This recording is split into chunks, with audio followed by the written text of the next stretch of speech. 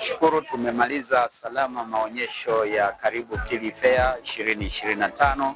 Maonyesho ya siku 3 leo Jumapili tarehe 8 yamefikia tamati. Na sisi kama Mamlaka ya Mapato Tanzania tulikuwa na banda letu hapa. Tunashukuru sana Mungu kwamba tumeweza kuhudumia watu wengi. Tumepata wateja wengi waliokuwa wanaulizia utaratibu wa kuanzisha kampuni.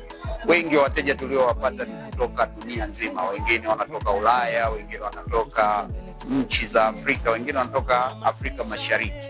Lakini pia tumepata wateja wanaotaka kuanzisha biashara ya huduma za utalii kwa hapa nchini. Tumetoa elimu, tumewapa utaratibu, lakini wengine tumeweza kufix nao appointment ili waweze kufika ofisini tuweze kuwapatia taratibu na namna. Wengi walikuwa wanaulizia utaratibu wa kusajili, utaratibu wa aina za kodi wanazopaswa kulipa na utaratibu wa kufile return. Yote hivyo tumeweza kuwapa elimu, na wengi wameonyesha kwamba wanayo nia ya kuja kuwekeza nchini, wale wa nchi za nje, lakini wale wa ndani wanao nia ya kuanzisha biashara. Kwa hiyo tumeweza kuona umuhimu mkubwa sana kwa kuwa na haya maonyesho ya utalii, japo muda wengi wanalalamika ni muda mfupi. Lakini pia tumeweza kupata watu ambao wana nia ya kufanya mabadiliko ya vyombo vya moto kwa maana ya magari na utaratibu ambao wanatakiwa kufuata.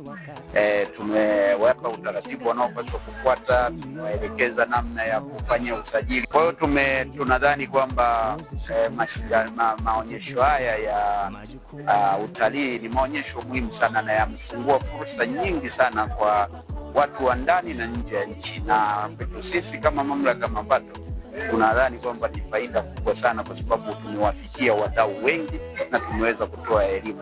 Muda japo na kweli kwamba muda ulikuwa mfupi, lakini pia tumeweza kusajili wale ambao walikuwa wako tayari kwa ajili ya kujisajili. Tunaweza kuwasajili na kuwapatia nambari za utambulisho wa mlipa kodi kwa maana ya TIN certificates.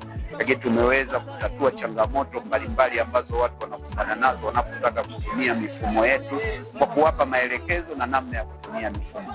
Kwa hiyo maonyesho kwa ujumla yalikuwa maonyesho mazuri na kwa kiwango kikubwa yameleta tija, na sisi kuwa na banda letu hapa imeonyesha kabisa kwamba sisi ni sehemu ya kutatua changamoto zinazowakabili, lakini ni sehemu ya kusogeza huduma karibu kwa wadau wetu.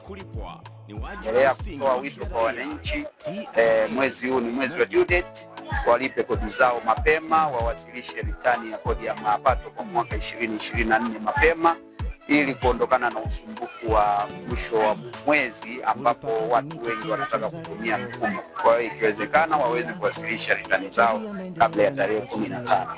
Ninatoa wito kwao walipe kodi, natoa wito kwao wadai risiti wanapofanya manunuzi, na wale wanaouza wote wakisha wanatoa risiti katika kila mauzo wanayoyafanya.